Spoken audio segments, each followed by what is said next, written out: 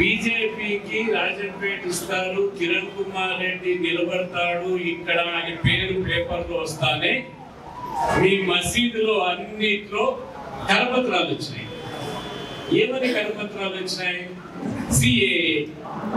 CAA అంటే citizens amendment act. మిమ్మల్ని minorities అందరినీ జైల్లో వేసేస్తారు. ఎన్ఆర్సి నేషనల్ రిజిస్టర్ సర్టిఫికెట్, దీనివల్ల జైల్లో వేసేస్తారు. ఈ జైల్లో వేసేదానికి పార్లమెంట్ లో ఎవరు ఓటేశారు? మిథున్ రెడ్డి గారు ఓటేశారు. ఆ రోజు తెలియలేదు వైసీపీ వాళ్ళకి ఇది జరుగుతుందని. అటువంటిది ఏమీ లేదు. మైనారిటీస్ అందరినీ జైలు వేయాలంటే ఈ దేశంలో జైలు సరిపోవు.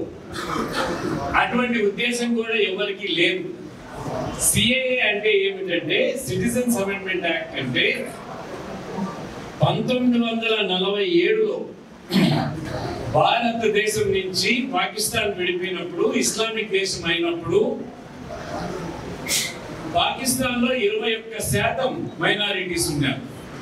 ఇప్పుడున్న బంగ్లాదేశ్ లో 30% మైనారిటీస్ ఉన్నారు. ఆఫ్ఘనిస్తాన్ దీని భాగం కాకన్నా కూడా 8 లక్షల మంది హిందువులు ఉన్నారు.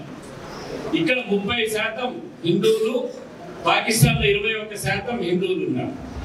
బార్డర్ లో ఏమైందంటే వాళ్ళంతా కూడా ఇస్లామిక్ దేశం అయితే ఉంది, భారతదేశానికి మేము వచ్చేస్తాము అని చాలా మంది భారతదేశానికి వచ్చేదానికి వచ్చారు.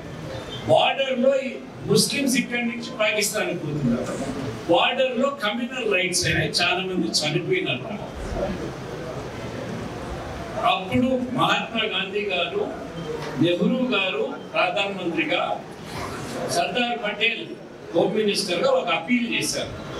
ఎవరైతే హిందువులు మీరు పాకిస్తాన్ లో బంగ్లాదేశ్ లో ఉన్నారో అక్కడే కొనసాగండి. మీరు ఎప్పటికైనా మీకు ఆ దేశంలో ఇస్లామిక్ దేశం అయింది కాబట్టి వివక్ష అనేది, మతపరంగా వివక్ష అనేది మీకు చూపిస్తే మీకు భారతదేశంలో పౌరసత్వం ఇస్తామని ఆ రోజు హిందువులకు ఒక మాట ఇచ్చారు మహాత్మా గాంధీ, నెహ్రూ, పటేల్ గారు. దానికి అనుగుణంగానే ఇప్పుడు ఏం చేశారంటే, ఇప్పుడు పాకిస్తాన్ లో ఎంతమంది హిందువులు ఉన్నారు? 1.7% ఉన్నారు. 21% ఉన్న హిందువులు కేవలం 1.7% ఉన్నారు. బంగ్లాదేశ్ లో 30% ఉన్న హిందువులు 7% ఉన్నారు. ఏమైండాలి? హిందువులు అందరూ భారతదేశం కన్నా వచ్చిండాలి, వేరే దేశాల కన్నా పోయిండాలి, లేకనంటే ఇస్లామిక్ కన్నా కన్వర్ట్ అయ్యింది. ఇంత తక్కువ అయిందంటే అది వీళ్లకు ఈ 1.7%, 7% హిందువులు ఎవరైతే ఉన్నారో భారతదేశంలో పౌరసత్వం కావాలంటే మీరు రాండి, మీకు పౌరసత్వం ఇస్తాము అనే చట్టం. సిఏఏ అనేది అదే.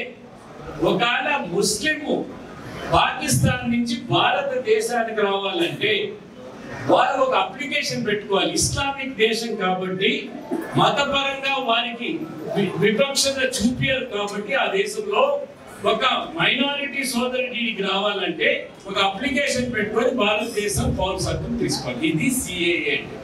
భారతదేశంలో నివసిస్తున్న ఏ మైనారిటీ సోదరికి కూడా ముస్లిం మైనారిటీ సోదరికి ఇది వర్తించదు.